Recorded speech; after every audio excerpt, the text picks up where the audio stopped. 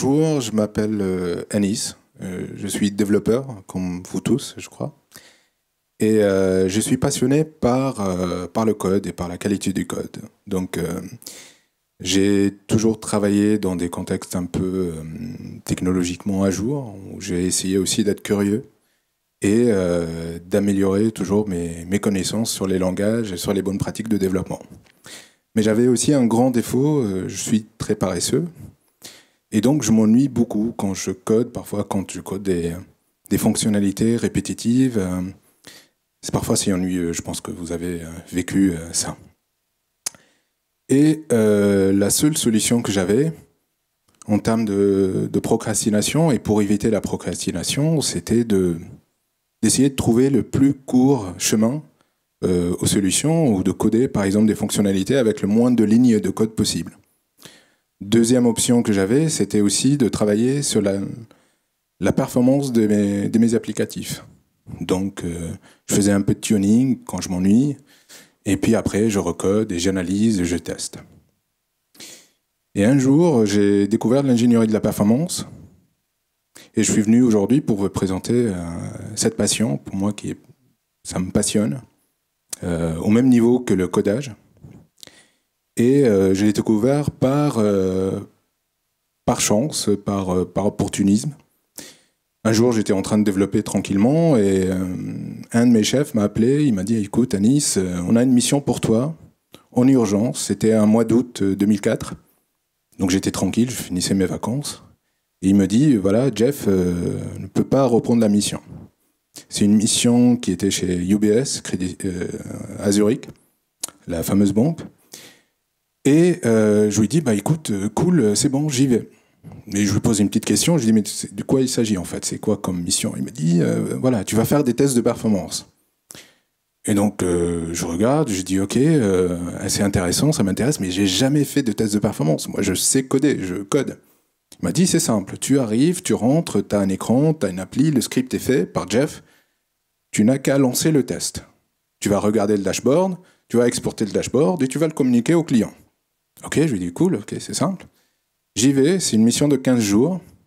Donc j'arrive, comme prévu, donc le script est là, je joue le poste, je lance le test, tout marche bien, je vois les utilisateurs monter progressivement.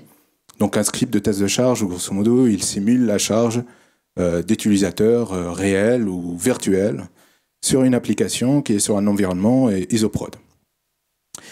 Et à un moment, l'application crash. J'ai dit ok, je refais le test, je me dis peut-être c'est le script, et elle recrache au même niveau après 120 utilisateurs. Je me rappelle bien du chiffre. Donc je me suis dit, ok, j'ai accès à l'environnement parce qu'on me donne un accès pour récupérer les logs.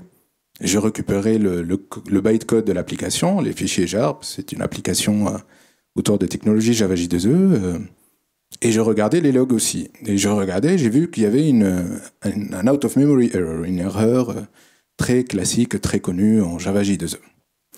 Donc je regarde aussi à côté, je vois qu'il y a une heap générée, je l'ouvre, je l'analyse, je vois qu'il y a un problème de cache, et la tentation était forte, j'ai décompilé le code, j'ai trouvé là où ça plantait, quel était le cache en question, c'était un cache, c'est une liste interne, j'ai corrigé, j'ai recompilé le code, j'ai déployé sur l'environnement, sans dire à personne, et j'ai relancé mon test. Et ça marchait. Donc j'étais hyper content, je suis parti voir mon chef, je lui ai dit, voilà, c'est bon, j'ai fini, I'm done. J'ai fini le projet. Il me dit, mais ça fait 2 jours que tu es là, la mission, il nous faut un rapport de test et tout. Donc je lui ai dit, mais non, en fait, j'ai trouvé le problème et je l'ai corrigé. Il m'a dit, non, non, c'est l'objectif, c'est de faire les tests, après, c'est les développeurs qui développent. Donc il m'a regardé un peu bizarrement, après il m'a dit, après, en fin de compte, ça me va. C'est-à-dire, ça nous fait gagner du temps, on est mois d'août, la rentrée est là, le déploiement en prod arrive, et il faut juste que tu expliques aux développeurs ce que tu as fait pour corriger le problème, parce que tu l'as vu, tu l'as analysé, tu l'as résolu, et par la suite, on verra ce qu'on peut faire. Donc par la suite, il m'a amené voir d'autres problèmes, les analyser, et j'ai fait 3 missions en 15 jours. Depuis, j'ai découvert que c'était ma destinée, donc c'était mon moyen en tout cas, d'appliquer et de faire quelque chose qui me passionne. Et j'ai décidé d'en faire mon travail, mon job au quotidien. Donc je suis aussi ingénieur performance Et je suis venu vous présenter un peu cette discipline et les bonnes pratiques par rapport à cette discipline, ce qu'on fait au quotidien à travers l'ingénierie de la performance applicative. C'est l'écran bleu. Et donc voilà, donc c'était mon moyen de ne jamais travailler et d'appliquer ma passion au quotidien. Avant de vous présenter la performance, parce que je pense que c'est important de préciser ce que c'est la performance. Pas mal de clients essayent de la définir, mais parfois c'est ambigu. Et pour commencer, je voulais vous présenter un peu ce que c'est la non-performance au quotidien. La non-performance, elle peut se manifester à travers des lenteurs, un site web qui est long, une application qui est lente, des temps de traitement, par exemple de batch ou de back-end qui sont longs ou qui dépassent des seuils, parfois des time-out aussi, des crashs, des indisponibilités ou des délais. Et aussi, ça se manifeste par rapport à la capacité de monter en charge, ce qu'on appelle la scalabilité. Cette capacité de monter en charge, elle est importante parce qu'on peut avoir une application qui est performante à un niveau et à partir d'un seuil, ce qu'on appelle le seuil de rupture, ou une charge, elle peut avoir du succès. On peut avoir des soldes ou des temps forts ou des événements qui font qu'on a une charge plus importante. Et cette charge, quand elle dépasse un seuil et quand l'application n'est pas prête, ça peut générer des problématiques de performance. Donc la non-performance, elle a un coût, des dédommagements, des pénalités, des pertes en investissement aussi, l'image de marque des entreprises et aussi on peut perdre des transactions, comme l'a fait British Airways, l'a subi British Airways, et puis on peut avoir aussi des désengagements des utilisateurs et des clients. Parce qu'aujourd'hui, il faut savoir qu'un utilisateur qui rencontre des lenteurs sur un site, à 46% des cas, il va switcher sur un site concurrent. Donc, ce qui est énorme. On peut aussi avoir du temps perdu. Il faut juste avoir en tête que 2% de lenteur sur une application qu'utilise un salarié au quotidien, ça représente à peu près 25 heures par an. Donc 25 heures de non-productivité par an par salarié. Et aussi, ça génère des coûts de surdéveloppement. Donc quand on a une instabilité ou une dette technique importante, on passe beaucoup de temps à corriger les problèmes de performance au lieu de développer de nouvelles fonctionnalités. Donc c'est un coût qui est estimé à 30%. Ce qui nous amène à un coût, par exemple, pour l'indisponibilité en moyen d'applications critiques, grand public par exemple, qui dépasse les 100 000 euros, ce qui peut être malheureusement très dédommageable. Alors, cette non-performance, elle peut être amplifiée par la complexité des systèmes d'information aujourd'hui. Avant, c'était hyper simple, donc on avait des fonctionnalités classiques, par exemple l'accueil, on se connecte, on liste des produits, on fait des recherches, on fait de l'administration, on se déconnecte. Et l'application, elle était, donc on a un client, on a un réseau, on passe par du Apache ou du serveur web vers un serveur d'application et qui appelle une base de données. Donc, mais ça, c'était avant. Donc aujourd'hui, on a des multi-devices, donc on peut appeler les applications à travers plusieurs devices. Et puis on a aussi un nuage, une forêt de complexité, donc avec l'arrivée du SQL, du NoSQL, tout ce qui est agilité, on fait des déploiements toutes les semaines, voire en production, on peut faire aussi du déploiement très rapide par feature. On a de l'intégration continue, du big data, du streaming, ce qu'on appelle les progressive web applications aussi arrivent avec du offline first. On a aussi des microservices, différents langages, différents frameworks, différentes versions de frameworks et des API, du cloud. On a des environnements en place ou des environnements qui sont sur le cloud. Et cette complexité, elle fait que une appli qui délivre toujours les mêmes fonctionnalités ne passe plus par un seul niveau, mais elle passe par un nuage d'applications ou de frameworks ou de langages ou de nœuds qui complexifie justement l'analyse et le déploiement de ces applications. Prenons le cas par exemple pour une recherche simple. On peut passer par un cache Redis, on peut faire appeler un service de pricing qui est développé sur Ruby, qui va récupérer ou lancer une requête pour tracer un traitement sur un ActiveMQ et mettre son message, mais qui peut aussi passer par un frontal qui va requêter du Node.js. Et donc tout ça pour remonter une information sur la recherche. Et donc que faire quand on a un problème de performance qui est identifié et qui apparaît au niveau du serveur Node.js ou de l'application Express qui est déployée sur Node.js? et qui se manifeste à la base par déjà de lenteurs côté client, des lenteurs côté réseau, parce qu'on voit que la trame, elle a fait un aller-retour qui est long et qui est aussi tracé par Apache. La vraie clé de succès pour déceler ou détecter ou améliorer la performance, c'est de pouvoir détecter la cause d'origine. Et la cause d'origine ici, le problème, il est au niveau de Node.js. Et donc c'est ça, on va dire, la démarche qui permet d'améliorer et de traiter la performance. Donc pour résumer, la performance, on peut la définir de plusieurs façons. Donc la performance, elle peut être exprimée en temps de réponse, en millisecondes, en secondes, en nanosecondes aussi. Elle peut être exprimée aussi en temps de traitement, pour les batchs, pour les process internes. Elle peut être définie aussi en termes de robustesse, donc la tolérance aux fautes. Est-ce qu'un nœud ou un microservice qui tombe, est-ce qu'on a l'orchestrateur qui va gérer, qui va scaler, qui va redémarrer et redéployer? C'est en disponibilité aussi. La disponibilité, malheureusement, parfois on la définit en termes de disponibilité d'infrastructure. Aujourd'hui, on parle aussi de disponibilité de services et d'applications et de microservices. Donc c'est aussi applicatif. Il y a un niveau aussi qui est lié à la scalabilité, donc la montée en charge.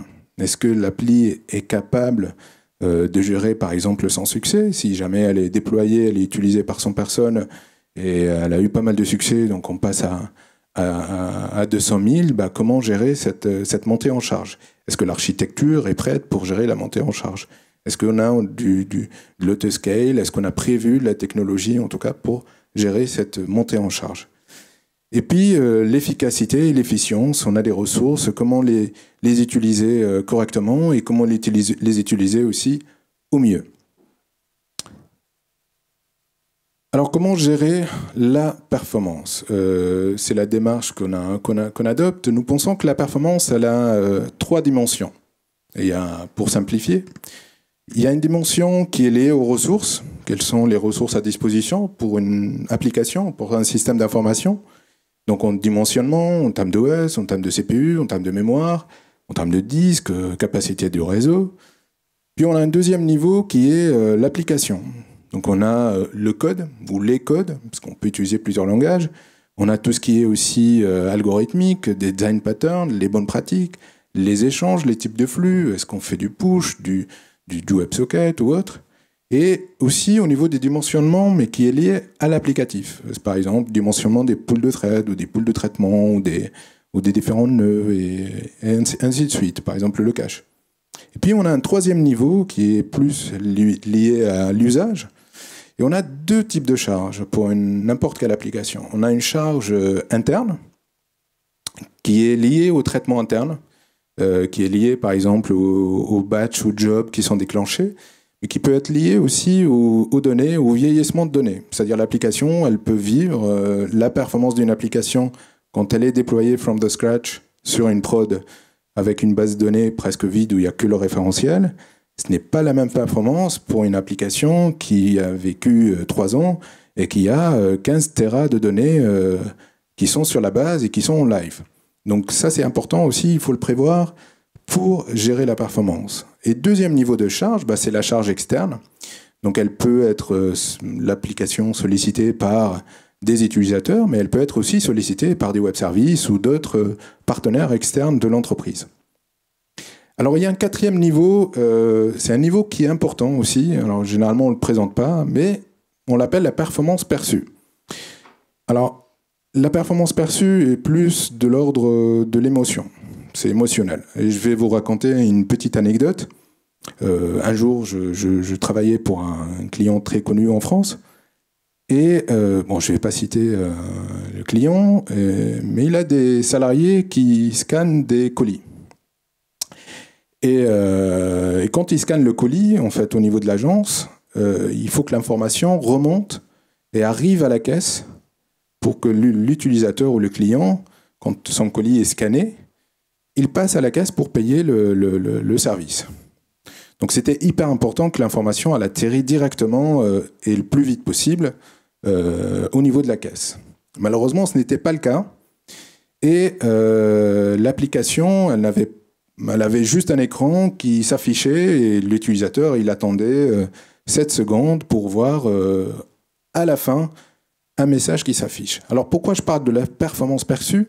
Parce que quand on a fait l'analyse, on a découvert qu'il y avait pas mal de choses à corriger et c'était hyper complexe de le faire rapidement.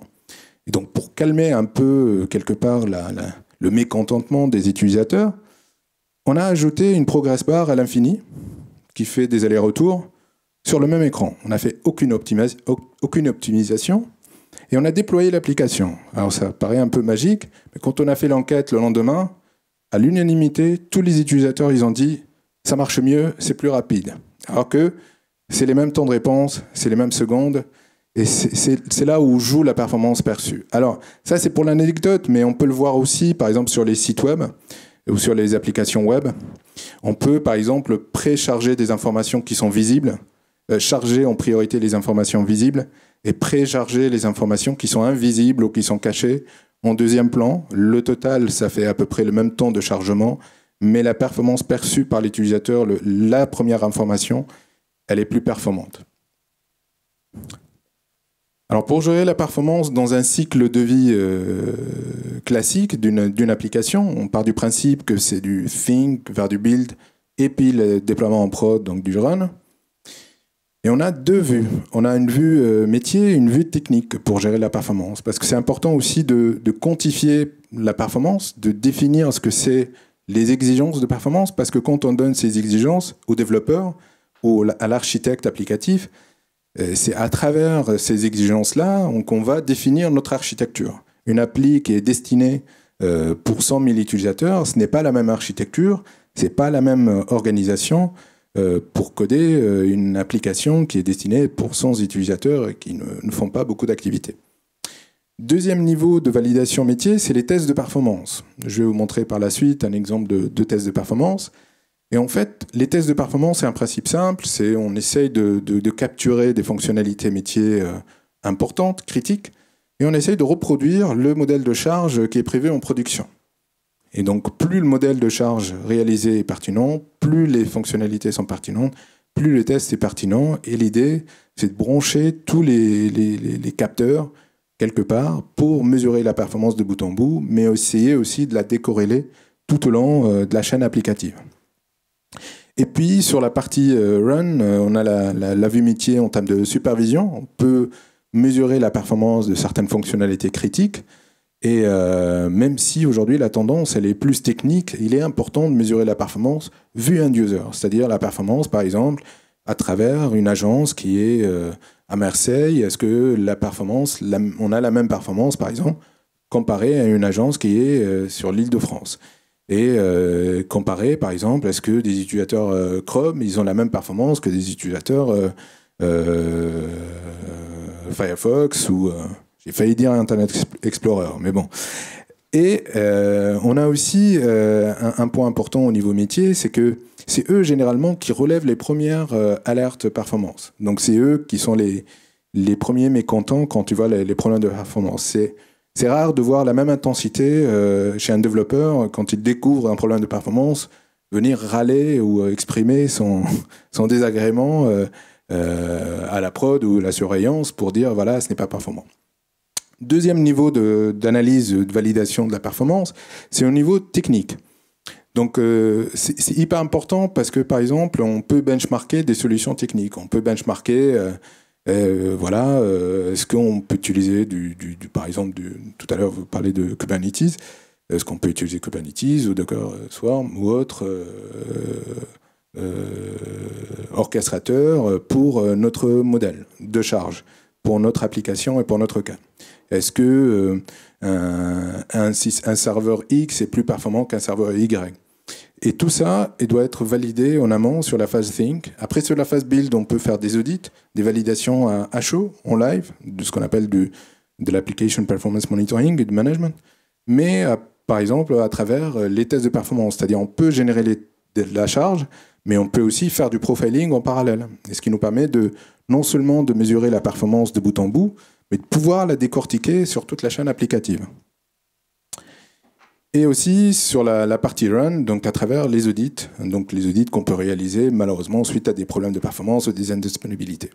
Donc tout ça est supporté par des moyens. Donc bien sûr, il y a les experts, mais il y a aussi des outils qu'on met à disposition, des artefacts, donc des modèles de documents, des formations, des partages de connaissances aussi. Et il est appuyé par une gouvernance, parce que pour être un ingénieur performance, il faut avoir une légitimité. C'est-à-dire on va quelque part analyser du code, analyser de l'infrastructure, analyser de la configuration, et on est là pour amener des recommandations.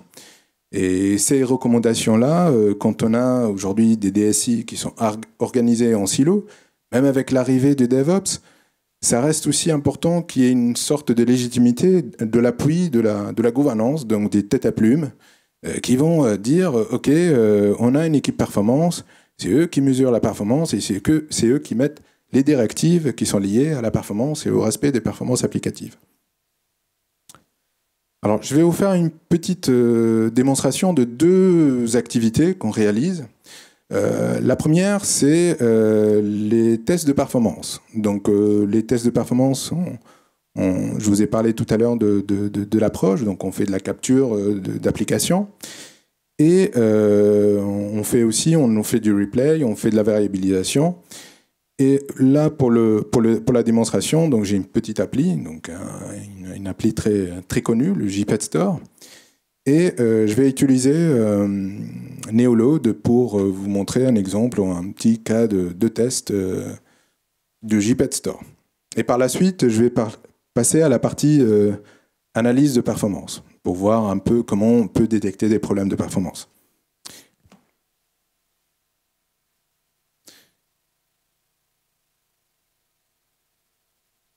Je vais vous montrer l'application, elle est superbe.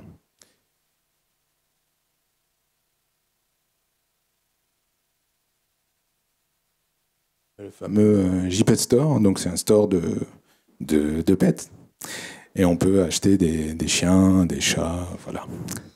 Alors c'est une application, ça me rappelle mon enfance parce que c'était les premières applications de démonstration Java J2E. Mais c'est une application simple où on peut faire de la recherche. On peut voir des produits, donc des animaux. Et puis, on peut les ajouter à des cartes, on peut continuer notre shopping, on peut faire des achats, voilà. Le script que j'ai établi, il est là. Alors, il permet de faire une connexion. On arrive chez les chats, on va avoir le produit Manx. On l'ajoute à la carte, on fait la mise à jour de la carte où j'ai choisi 5 chats à acheter et je suis passé au checkout et j'ai fait le checkout et j'ai fait soumettre mon achat et j'ai validé mon achat avec la carte de crédit, bien sûr, fake que j'ai utilisée. On remarque en fait que sur l'outil de test, on a 3 étapes principalement. La conception, c'est là où je définis le script. Il y a la partie exécution et puis il y a une partie résultat. Sur la partie conception, donc on peut faire une capture. Donc on peut lancer un client et faire dérouler les use cases que je viens de montrer, c'est-à-dire les recherches. Le script, il va faire les captures et on arrive à une page. Chaque page, elle est représentée par un dossier. Donc un dossier, c'est plusieurs appels. Donc par exemple, on arrive à la home, on arrive sur Cats, on a ici les différentes URL appelées par cette page. Donc on a par exemple ici une requête simple, donc on liste tous les chats. Mais par contre, par exemple ici, si on veut lister donc un produit particulier, ben on a, et c'est là,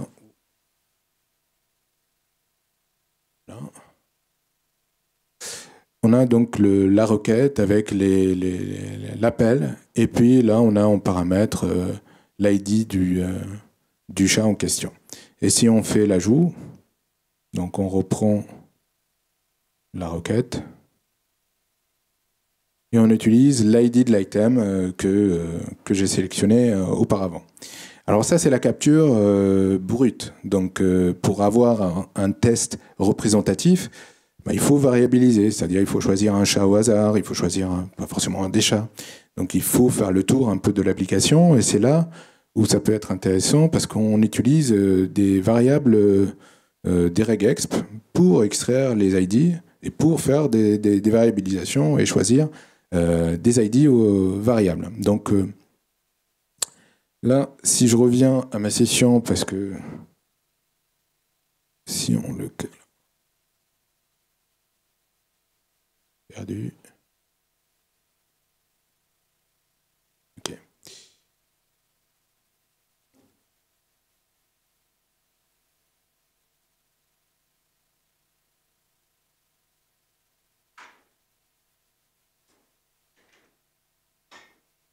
Remarque ici, par exemple, j'ai variabilisé le mot de passe. Et donc le mot de passe est une variable que j'ai définie au niveau, j'ai appelé auto-password. Et ce qui permet, par exemple, ici, de se connecter. Je peux variabiliser aussi les utilisateurs. Je peux simuler plusieurs sessions. Donc l'idée, c'est de variabiliser les différents paramètres. Alors je vais activer je vais revenir à l'application.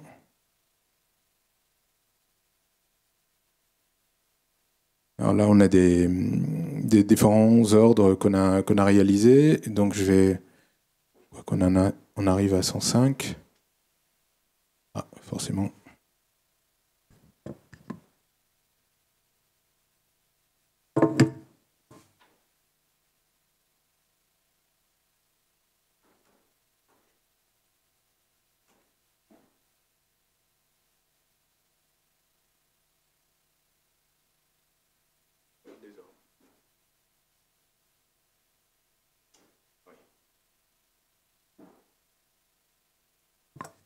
Donc c'est une fonctionnalité qui est lente. Alors c'est fait exprès, j'ai triché un peu. Et je vais vous montrer par la suite pourquoi elle est lente et comment on peut détecter cette lenteur. Donc elle permet de lister les différents ordres qu'on a réalisés. Donc là je vais faire mon test et je vais activer le submit. Comme ça je peux enregistrer des vraies requêtes. Alors au niveau de script, on peut ajouter plein d'actions, on peut faire des boucles, comme on peut faire aussi des conditions, on peut ajouter, injecter du JavaScript, on peut faire ce qu'on appelle des try et des catch quand il y a des exceptions. C'est vraiment un peu du code, grosso modo, mais qui est un peu plus WYSIWYG. Alors je prends ce petit bonhomme pour faire la validation.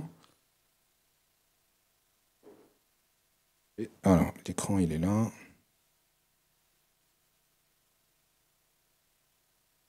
Je vais essayer peut-être de dupliquer l'écran. C'est plus simple pour moi.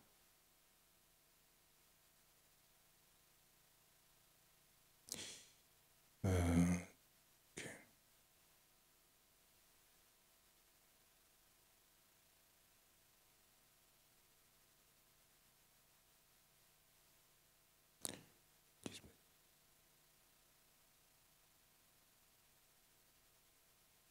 Voilà. Donc, on arrive là. Donc l'idée, c'est de valider, d'exécuter mon script avec un virtual user. Et donc là, je vais lancer le traitement. Donc il arrive à la page d'accueil, il se connecte et il arrive au submit. Alors c'est en mode validation, donc c'est hyper rapide. Les vrais utilisateurs, normalement, ils ont des temps d'attente, ce qu'on appelle les think time. Et donc ils se configurent au niveau de l'application. Là, pour la démo, j'ai fait vite. Et donc ça permet de faire l'ordre et de déployer, d'exécuter les actions de bout en bout.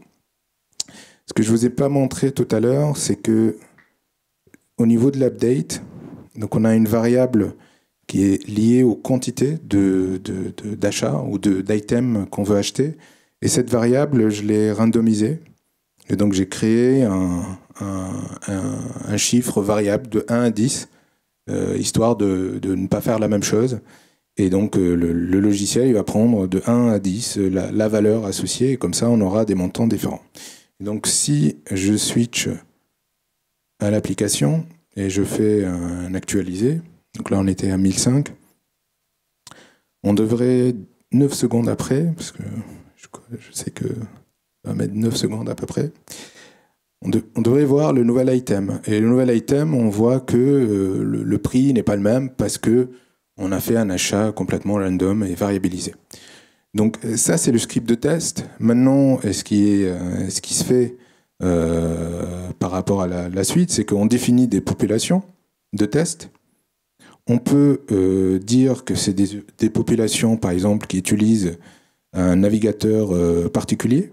On peut définir le type de navigateur, on peut définir l'OS du navigateur. On peut dire aussi que c'est des applis mobiles, quel type de mobile utiliser. Et c'est là où on définit notre population, les vrais utilisateurs.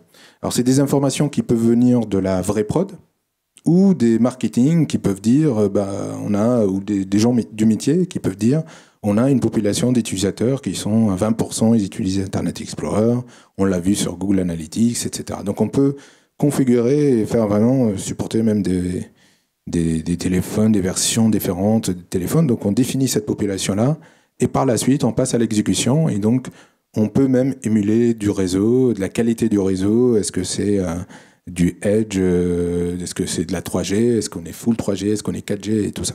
Donc ce qui permet d'avoir vraiment ce contexte production. Donc ça c'est la première partie qui vous montre un peu rapidement, parce que je pense que ça devrait prendre un peu plus de temps, l'approche d'analyse, en tout cas de test de performance, comment on fait pour reproduire le problème. Alors tout à l'heure on a remarqué qu'il y avait des lenteurs par rapport au listing de mes ordres.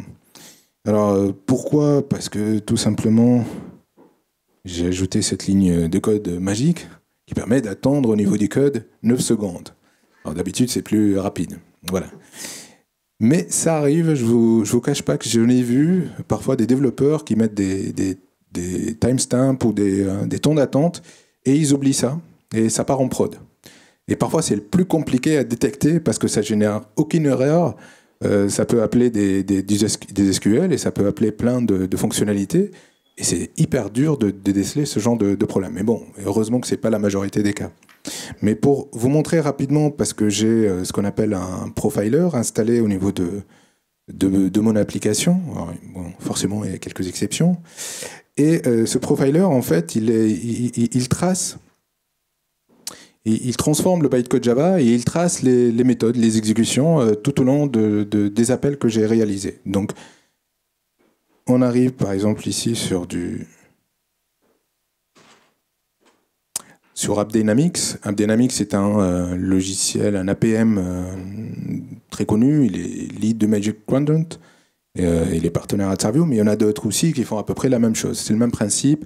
C'est du cross-technologie, c'est de l'instrumentation de bytecode des différentes technologies pour analyser les temps de traitement et les traces d'exécution. Et quand on arrive par exemple au Pet Store, donc c'est une appli très simple, hop, où on a grosso modo au niveau de la map un Java qui appelle une base de données. Donc c'est une appli hyper simple.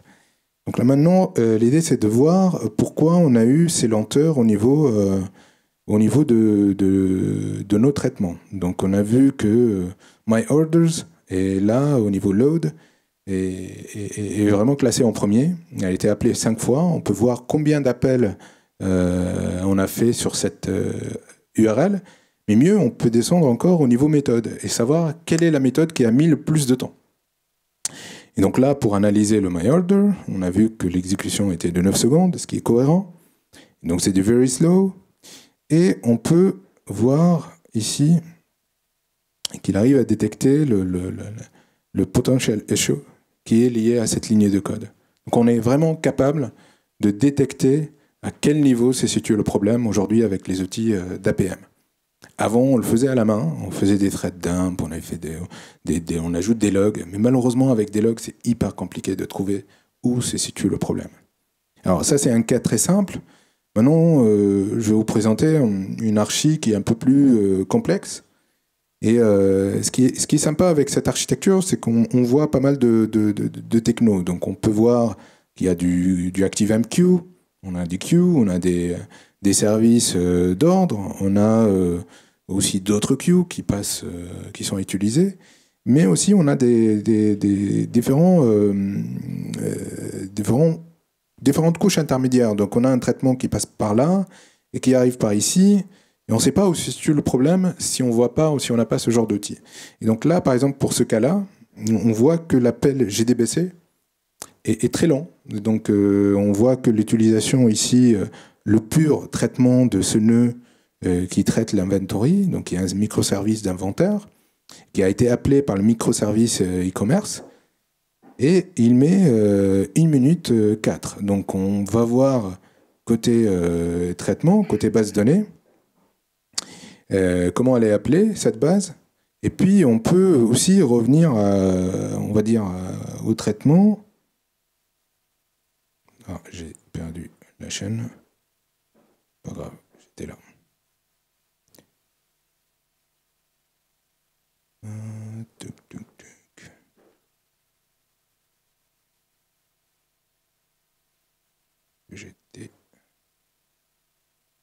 Voilà, par exemple là on a du 23 secondes. C'est un autre cas, c'est une autre transaction, on a détecté qu'il y avait des lenteurs. Alors ce qu'on fait quand on fait du drill down, on arrive exactement à la requête SQL qui est incriminée. Et donc là on arrive et on voit que cette requête-là, elle a mis 23 secondes. Et c'est là où on peut aller directement à l'équipe de base de données pour dire OK, est-ce que tu peux m'ajouter un index, parce que là on fait un count et a priori item 1 et les items ne sont pas, on n'a pas d'index, on peut optimiser, on peut mettre cette table-là en cache. Donc ça nous permet d'aller droit au but et de détecter vraiment la cause de problème. Quand on a une jungle de technologie où on a un nœud qui appelle un nœud, etc., quand on voit surtout pas de log, on ne voit pas les problèmes en log, donc on arrive à détecter, mais de façon non intrusive, c'est-à-dire on n'a pas modifié le code, on n'a pas modifié l'application, on a toujours la même appli, et on arrive et on détecte des problèmes de performance. Donc là, on a une dizaine d'applications, et si on arrive par exemple au e-commerce, et on peut voir par exemple le dashboard de cette appli, c'est une appli hyper complexe, donc on a pas mal de nœuds, pas mal de technologies aussi qui sont appelées. Et si on veut, par exemple, revenir à 6 heures, donc on peut revenir dans le temps,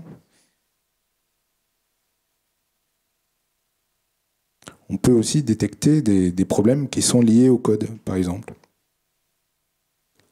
Et donc on peut voir, par exemple, qu'il y a un problème de connectivité au pool de connexion JDBC de la ressource. Donc si on revient par exemple à une autre appli un peu plus ou moins différente qui est liée au DevOps, donc on voit qu'elle déploie une appli avec des technologies, hop. Donc on a du Node.js, on a du Go, on a du Java. Bon, forcément Java est plus long. Et si on arrive, on fait ce qu'on appelle du drill down, on peut arriver au niveau de cette application-là et voir exactement ce qui s'est passé à cet instant-là et pourquoi on a des temps de réponse longs. Donc voilà, grosso modo, en quoi consiste l'ingénierie de la performance. Bien évidemment, ce n'est pas que du test, ce n'est pas que de l'analyse aussi à travers des outils. Il y a aussi, on est obligé, parfois on est amené à regarder du code, à analyser du code, à voir aussi, essayer de comprendre certains événements que parfois, malheureusement, on ne peut pas capter à travers les outils.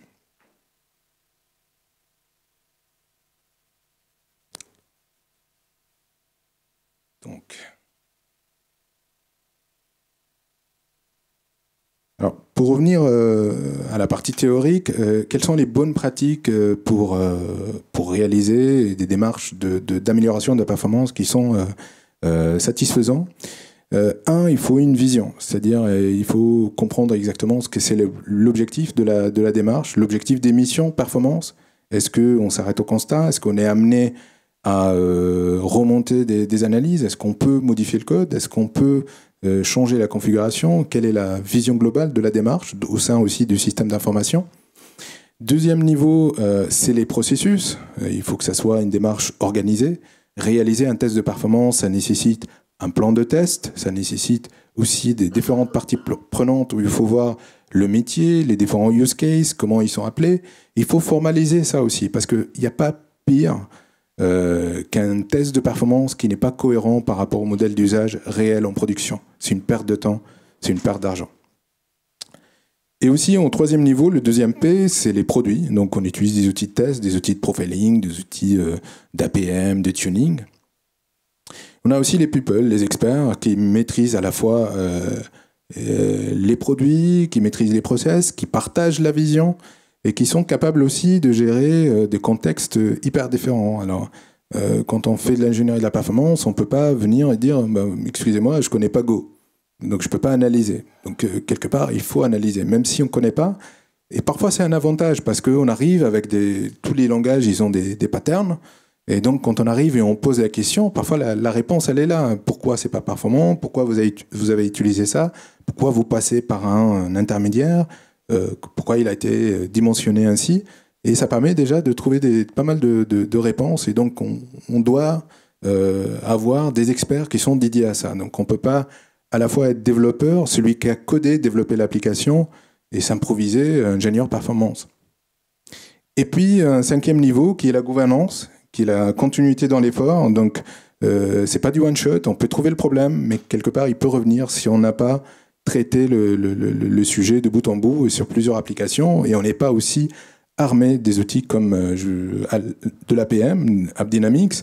C'est des outils qui coûtent cher et qui s'installent aussi et qui rentrent dans la démarche de delivery du système d'information. Donc, ils sont packagés avec les applications.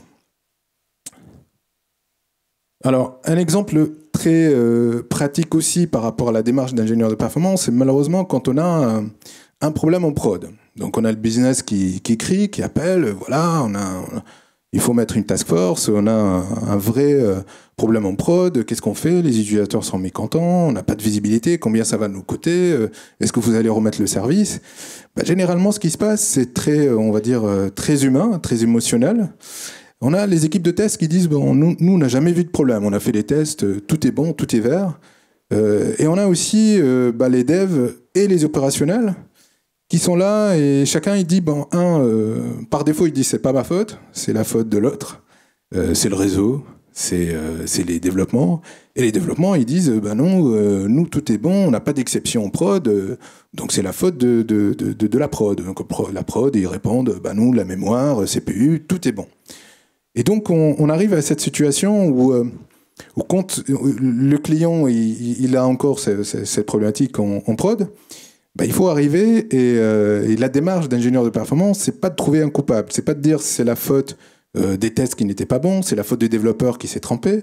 Tout le monde se trompe et on est là pour trouver des solutions à des problèmes techniques. Donc il faut vraiment éviter de trouver des coupables, de chercher ou de dire c'est la faute des études, c'est la faute des opérationnels. Malheureusement, c'est ce qui se passe par défaut. Tout le monde tire sur tout le monde quand on a un problème au prod, surtout quand les chefs sont là. Et l'idée, c'est d'accompagner ce beau monde et d'accompagner aussi le titulaire ou d'autres parties prenantes à améliorer la performance, trouver des solutions rapidement et passer ce stade. Et puis parfois, aujourd'hui, en tweet, on a pas mal d'applications chez des clients comme la SNCF ou la RATP, et c'est immédiat, la réactivité, système ligne 14 en panne, voilà. Alors, qu'est-ce qu'un expert performance? Un expert performance, c'est un peu le mouton à 5 pattes, c'est le couteau suisse. C'est à la fois un développeur, mais qui est paresseux, qui ne veut pas trop développer, qui veut développer juste ce qu'il veut. Et c'est aussi un ingénieur de prod, c'est quelqu'un qui regarde aussi ce qui se passe en production, qui regarde les OS, qui peut voir, analyser les problèmes réseau, qui peut voir aussi même descendre jusqu'à la baie de stockage, ou qui n'a pas honte de modifier un GCL sur un mainframe, et tout ça pour améliorer la performance. Donc c'est quelqu'un aussi qui doit communiquer, qui doit présenter les résultats de ses audits. Et c'est important de communiquer parce qu'on a plusieurs interlocuteurs. On a des gens du métier qui ne comprennent rien de l'IT, mais qui stressent. On a des développeurs qui sont très code, et on a des gens de la prod qui sont plus infra. Et il faut communiquer avec ce beau monde, et il faut avoir le bon discours avec le bon interlocuteur. Troisième point, c'est le respect des délais. Donc, il faut être vraiment bien organisé parce qu'il faut aussi être soi-même performant. Et il faut aussi comprendre qu'il y a une urgence. Donc, généralement, quand on fait appel à nous, malheureusement, à 99% des cas, il y a le feu en prod. Après, l'objectif, c'est de faire travailler en amont, mais il faut être aussi organisé, il faut communiquer aussi correctement, mais respecter les délais. Et puis, quatrième élément, c'est hyper important, c'est la curiosité, c'est l'écoute aussi, c'est poser des questions, écouter aussi les intervenants. 50% des cas, quand j'intervenais, quand je faisais des missions, j'en ai fait à peu près plus de 200 missions sur plusieurs technologies. Et à chaque fois, on va dire sur 50% des cas, j'entends la solution, j'entends le problème ou l'analyse, la bonne analyse. Mais tout le monde essaye d'expliquer sa façon. Parfois, tout le monde est d'accord, mais c'est juste la forme qui n'est pas la bonne ou c'est juste le fait que c'est très politique et personne ne veut prendre la responsabilité de la chose, qu'il n'y a aucune action et que le problème reste là et tout ça. Donc il faut écouter, il faut arriver, dire voilà, qu'est-ce qui s'est passé, vous avez fait quoi, comment se manifeste le problème, comment vous avez pu travailler sur comment vous avez remarqué la dégradation, et essayer aussi d'être curieux, d'analyser les logs, de voir les docs, de passer aussi un peu de temps pour voir les utilisateurs finaux et les applications et voir ça en détail. Alors, je vous ai parlé de ma passion, de ce que je fais. Je suis codeur aussi, mais je suis entrepreneur. J'ai fait de l'ingénierie de la performance mon travail, et j'ai créé aussi une entreprise autour de cette discipline. C'est une entreprise qui se développe bien, et comme quoi on peut faire sa passion et être aussi un bon entrepreneur, et aussi pouvoir engager autour de soi des personnes qui sont très motivées, qui sont aussi motivées que moi, voire qui sont plus techniques, et qui sont prêts à relever pas mal de défis, qui sont prêts à gérer le stress, ils sont prêts à aider un client en détresse, mais aussi qui sont prêts à mettre en place des architectures scalables pour le futur. Donc Adservio est un cabinet qui est une fast-growing company. On est phase 50 Deloitte, phase 500. On est supporté par la BPI, on a eu le Grand Prix de l'innovation, on est top 1000 du Financial Times, on est 2017-2018.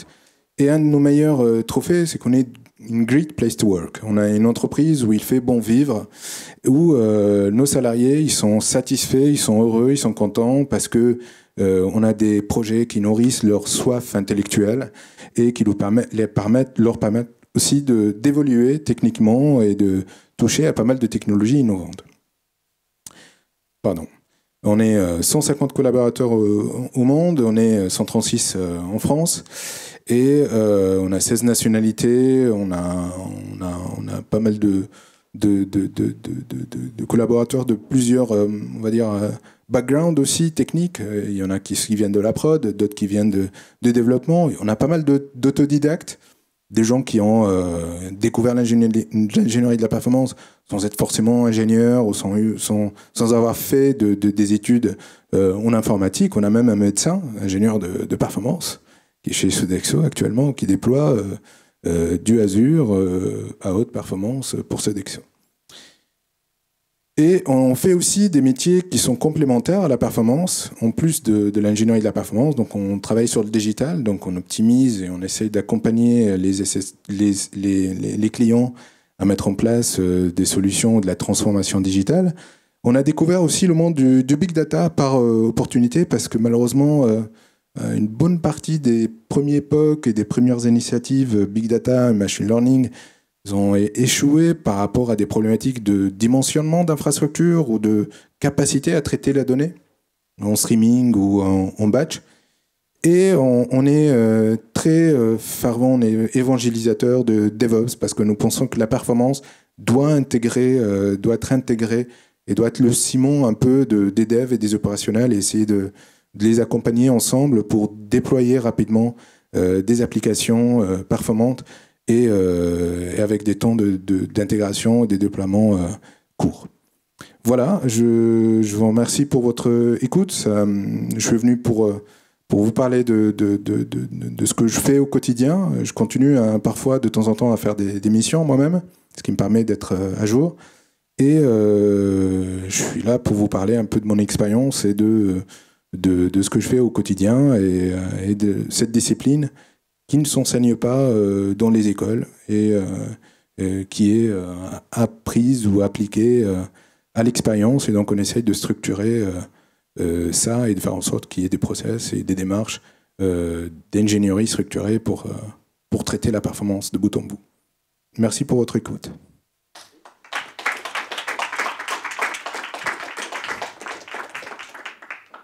Alors, il y a cette box pour les questions. Hop. Merci. Sacrément fort. Ok. Au niveau des applications que vous utilisez, j'ai vu Neoload et AppDynamics. Elles sont libres d'utilisation ou il y a un paiement, un abonnement ou quelque chose comme ça? Alors, c'est des outils professionnels. Alors, il y a l'équivalent en open source, mais malheureusement, pas avec la même maturité. C'est-à-dire il y a ce qu'on appelle le coût d'appropriation technologique qui est plus important avec les outils open source. Je suis moi-même committeur JMeter, qui est l'équivalent open source de Neoload, qui permet de faire des tests. Je suis pas très bon en ce cas-là, mais j'essaie de voir un peu aussi Gatlin. Sur la partie APM, il y a quelques initiatives qui apparaissent justement pour de l'open. Mais AppDynamics, c'est un outil pro, ça se paye à l'usage, au nombre d'agents instrumentés, analysés, nombre d'instances Java, PHP, .NET ou autre, mais qui peuvent s'utiliser en mode freemium. Donc là, la démo que j'ai utilisée, c'est du free. Vous avez 16 jours de rétention de données, en tout cas de licence. Après, donc ça peut être... voilà, c'est hyper accessible et aujourd'hui, c'est de plus en plus simple de déployer ce genre d'outils. D'accord, merci. Je vous en prie.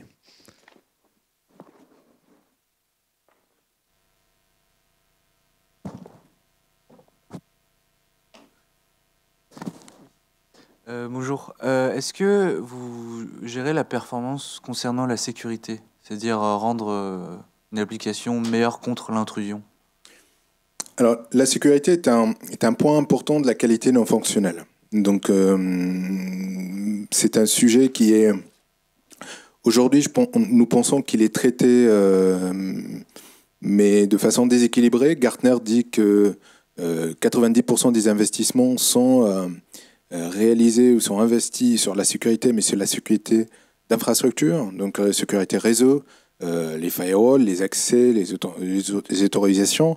Malheureusement, 70% des attaques passent par l'appli. Et ce que nous, on réalise, en fait, j'ai pas mis l'exergue sur le sujet, mais on fait des audits de code.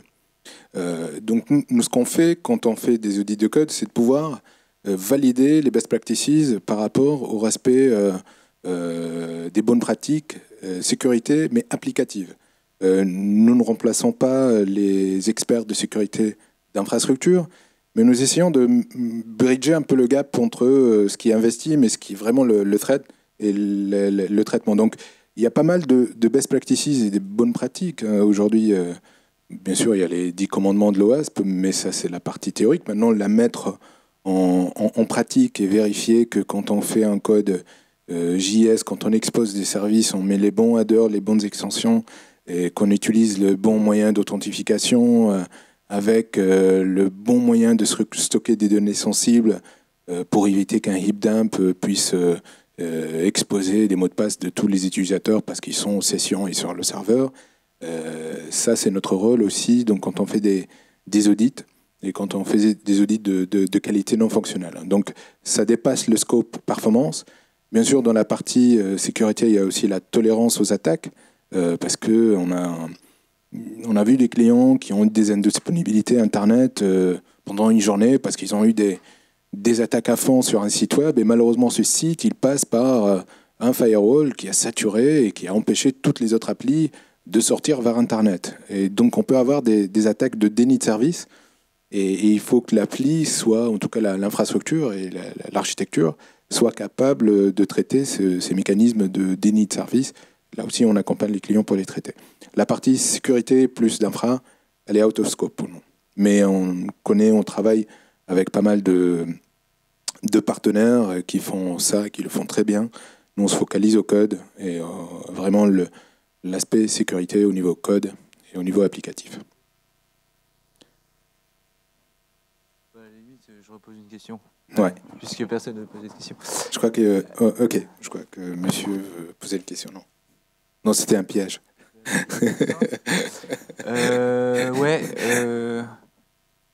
Est-ce que vous proposez des stages? Et si vous proposez des stages, quelle serait la mission? Voilà. Alors, je suis là pour ça, en fait. Alors, en fait, l'année dernière, on avait entre stage et alternance à peu près 10 personnes. C'est un sujet qui est... on a du mal à recruter des ingénieurs performance sur le marché parce que, tout simplement, soit ils sont bien là où ils sont des champions, ils sont des super héros, ils sont respectés, vénérés, et ils sauvent des projets.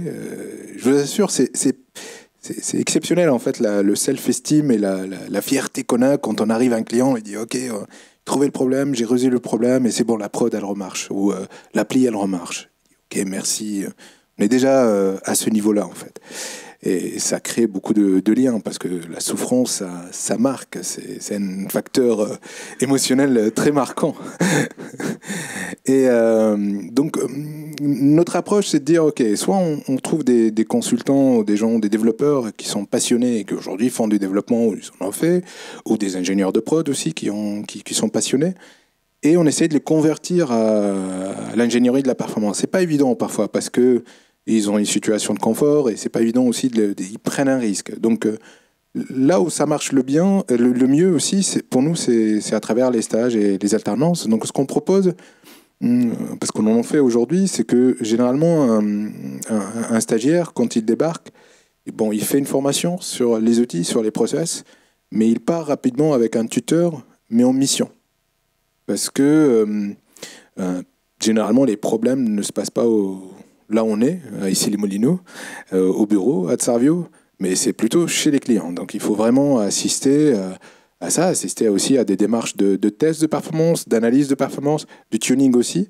Et on donne cette possibilité, on informe le client, on lui dit voilà, on a un alternant qui va travailler avec son tuteur, son maître de stage, mais qui est en mission et qui va lui montrer, lui présenter, lui exposer des sujets qui sont liés à la performance.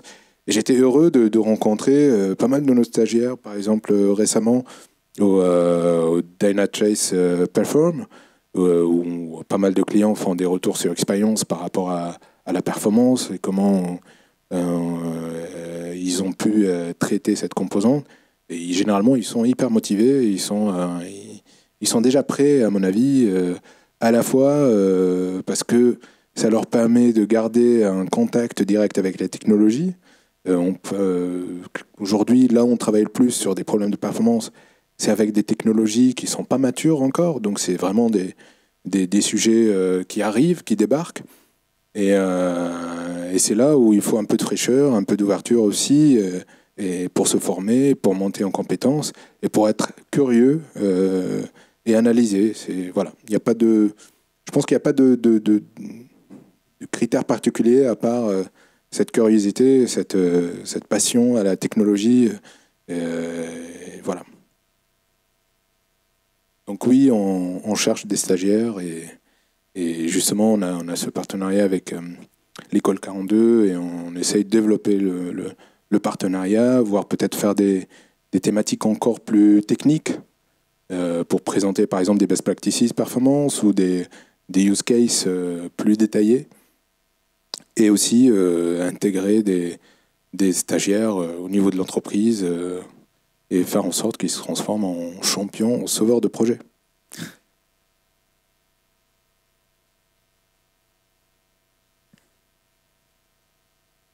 Parfait. Merci beaucoup. Bonjour. Votre propre destitution dans la réalisation du projet. Oui. Et je voulais vous demander si votre entreprise donc développait tout un pan pédagogique pour les entreprises pour justement inscrire votre activité dans une durabilité, même après avoir résolu les problèmes. Exactement. En fait, moi j'ai découvert le problème quand j'ai créé mon entreprise. Parce qu'au début, quand on est consultant, on est hyper content de résoudre le problème. Mais c'est vrai que quand quand j'ai créé Adservio, j'étais le premier consultant. Forcément, j'avais pas de salarié, donc c'était moi-même, je faisais les missions. Et j'ai découvert effectivement que les clients, une fois on résout le problème, ils disent voilà, le problème est résolu, on n'a plus besoin d'experts performance. Merci Anis. Et c'est là où, avec cette proximité, quand on parle de confiance, parce qu'il sait on est là pour le conseiller aussi, et il nous fait confiance parce qu'on l'a prouvé sur le terrain.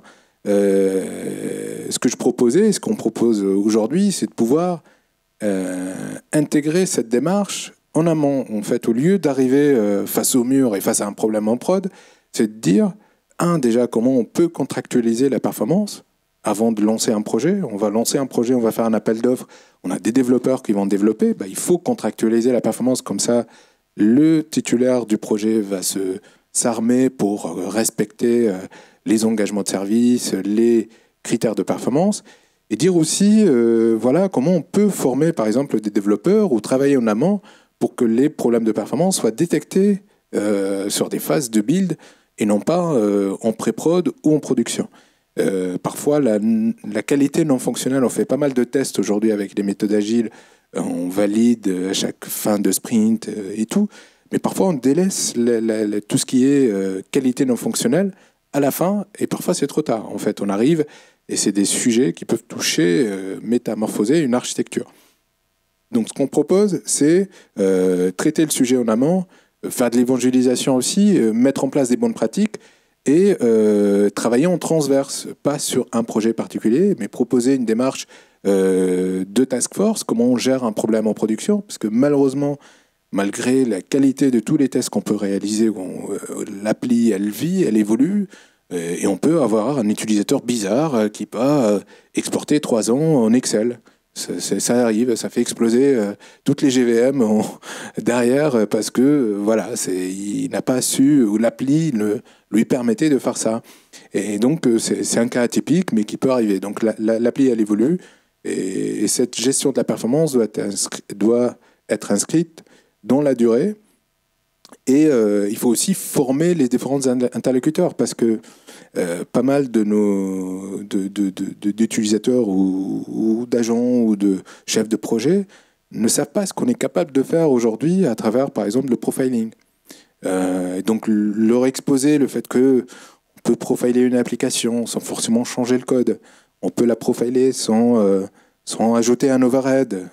Et on peut la profiler quelle que soit sa technologie, mais même si elle utilise sur la chaîne applicative 3 technologies, 3 langages, aujourd'hui c'est réalisable, on a du cross-technologie, on peut profiler plusieurs applications. Il faut former aussi les collaborateurs ou les développeurs, les équipes projet à ces aspects performance, comment développer par exemple du code JS performant, comment on peut faire des applis web performantes, comment on peut faire des applis mobiles performantes, faire aussi par exemple de l'évangélisation.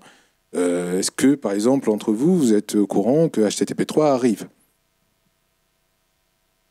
Et donc soyez certains, toutes les DSI ne sont pas au courant aujourd'hui, mais HTTP3 arrive, et arrive avec un shift technologique hyper important, c'est qu'on ne va plus utiliser la couche TCP avec HTTP3. Donc on va utiliser une couche plutôt qui ressemble à de l'UDP. Et donc c'est SpeedyY qui a été mis en place par Google et qui aujourd'hui va être repris quelque part, changé, et c'est le protocole d'échange entre les différents services Google, et qui va être la base de HTTP3. Alors soyez certains, parce qu'aujourd'hui les clients en France et en Europe n'ont pas encore adopté à 100% HTTP2. Donc nous, notre rôle, c'est aussi d'être le précurseur et de leur présenter les évolutions et de faire en sorte qu'on les traite en amont. Et ça a un impact. Alors, au-delà de l'amélioration de la performance, parce que c'est vrai d'ailleurs, pourquoi on est en mode connecté alors que les appels web, ils sont plutôt stateless. C'est un peu la faiblesse aujourd'hui d'HTTP1 et HTTP2, mais ce qui génère beaucoup de round trip, beaucoup de maintien, de sessions, etc. Alors que UDP, il est sans état et il permet aujourd'hui les conforme même à la notion d'API REST elle-même, qui est sans état. Et c'est une cohérence technologique, et notre rôle, c'est d'alerter le client, de lui dire voilà ce qui va arriver dans 5-10 ans, et il faut être prêt quand la vague arrive. Et voilà. Donc le problème n'est jamais résolu. Parfait. On revient sous d'autres formes, de toute façon. Exactement. Et parfois, on parlait tout à l'heure de la dette technique. La dette technique, elle est là, elle est ce qu'elle est. Il faut la mesurer, il faut la traiter, et puis on peut faire il y a pas mal de patterns aujourd'hui. Martin Fowler parle par exemple, comment on peut étouffer une architecture, une ancienne architecture. Donc, il s'est inspiré d'un arbre en Australie qui se superpose sur un ancien arbre, qui l'étouffe pour au final reprendre les mêmes racines et repartir. Et ça, c'est des patterns et des démarches d'architecture qui sont inspirantes. On parle d'aujourd'hui d'architecture hexagonale, où on peut exposer des services avec des adaptateurs, et ça permet de développer des applis alors conformes à l'approche, par exemple, microservices, cohérentes avec du DevOps, mais qui permettent de développer des applications performantes. Mais avant de changer tout, il faut trouver le point faible, je pense. Exactement. Et le point faible, il faut instrumenter. Il faut voir ce qui se passe en prod. Tout ce qui peut être théorique, malheureusement, est incomplet, mais seul l'utilisateur final ou l'appli en prod a ou peut détenir la vérité. Et c'est à travers ce qui se passe en prod, on peut dire voilà ce qui a été, ce qui se passe, et on peut réussir. Alors, sur la partie proactive, on peut aujourd'hui avoir pas mal de méthodologies ou des méthodes. On peut même, pas mal d'outils, pas mal d'analyseurs intègrent le machine learning pour, par exemple, prédire des problèmes de performance. Donc, avant de définir un seuil, on a remarqué qu'un utilisateur, il a eu tel et tel temps de réponse en fonction de X données. Et si on remarque qu'il y a une dégradation et une évolution, même si ça reste acceptable par l'utilisateur, on peut prédire un problème de performance dans 2 jours, dans 3 jours, si on continue comme ça, et notamment, par exemple, par rapport à des sujets de fuite mémoire, qui peut être très très lente dans la durée. Je peux en parler 3 jours, hein, comme ça. Je suis passionné. Je vais choquer certains, mais les fuites mémoire, il y a beaucoup d'applicatifs qui sont en production où il y a énormément de fuites mémoire et c'est quasiment pas géré. Malheureusement, c'est le cas sur pas mal d'applis. À moins de changer carrément l'application. En fait, ce qu'ils font, ils redémarrent l'appli, ils ont mis en place des process pour redémarrer les applis, on fait des redémarrages de nuit, etc. Et c'est là où on est en train de corriger les effets, et pas forcément les root causes, les causes d'origine. Et savoir, avant de redémarrer un serveur, parce que ça soulage par rapport à une fuite mémoire, savoir pourquoi on a cette fuite mémoire, et quels sont les objets ou la portion du code ou la portion de l'infrastructure qui génère cette mort lente de la mémoire, cet épuisement de la mémoire, et qui peut générer de l'indisponibilité. Voilà.